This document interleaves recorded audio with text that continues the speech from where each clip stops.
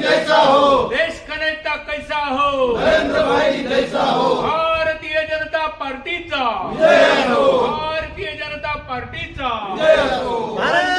भारताचे पंतप्रधान आदरणीय नरेंद्र मोदीजी यांनी 2014ला पंतप्रधान पदाचा कार्यभार स्वीकारला आणि आज त्यांनी आपल्या या कार्यभाराचे 12 वर्ष पूर्ण केलेले आहेत. त्यांची ही तपपूर्ती आहे.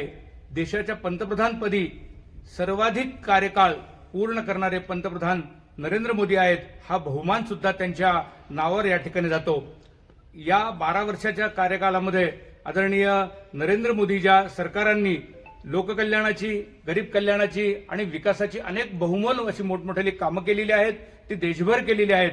बीड जिल्ह्यासाठी त्यांचा जो योगदान आहे, आदरणीय लोकनेते गोपीनाथ मुंडे साहेबांचं जे स्वप्न होतं अहिल्यानगर ते परळी ही रेल्वे मार्ग होणे आणि आदरणीय मोदीजींच्या या कार्यकालामध्ये बीडचं ते स्वप्न पूर्ण झालेलं आहे. बीडपर्यंतची रेल्वे आली आहे. आज आम्ही बीड जिल्हा भारतीय जनता पार्टीची सर्व टीम या ठिकाणी आलेलो आहोत आणि या रेल्वे स्थानकाला आम्ही भेट दिलेली आहोत आणि जिल्हावासीला या निमित्ताने सांगू इच्छितो की मोदीजींच्या माध्यमातून ही बीड जिल्ह्याची विकासपूर्ती होत आहे, स्वप्नपूर्ती होत आहे.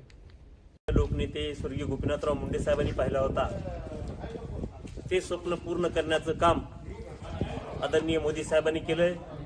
सबका साथ, सबका विकास आणि सबका विश्वास या उक्तीप्रमाणे मोदी साहेबांनी विकास तर केलाच, परंतु विकासाबरोबर सुशासन, सुराज्य आणि या देशातील नागरिकांचं संरक्षण करण्याचं काम या ठिकाणी केलेलं आहे. आज जगामध्ये बीड जिल्ह्याच्या अस्मितेचा असलेला रेल्वेचा प्रश्न नरेंद्रभाई मोदी यांनी त्यांचे मित्र असलेले लोकनेते गोपीनाथरावजी मुंडे साहेब, मित्र कसा असावा तर नरेंद्रभाई मोदी यांच्यासारखा असावा. मुंडे साहेब गेल्याच्या नंतर प्रीतमताई मुंडे आणि पंकजाताई मुंडे यांना ताकद देण्याचं काम नरेंद्रभाई मोदी यांनी केलं आणि 28,000 कोटी रुपये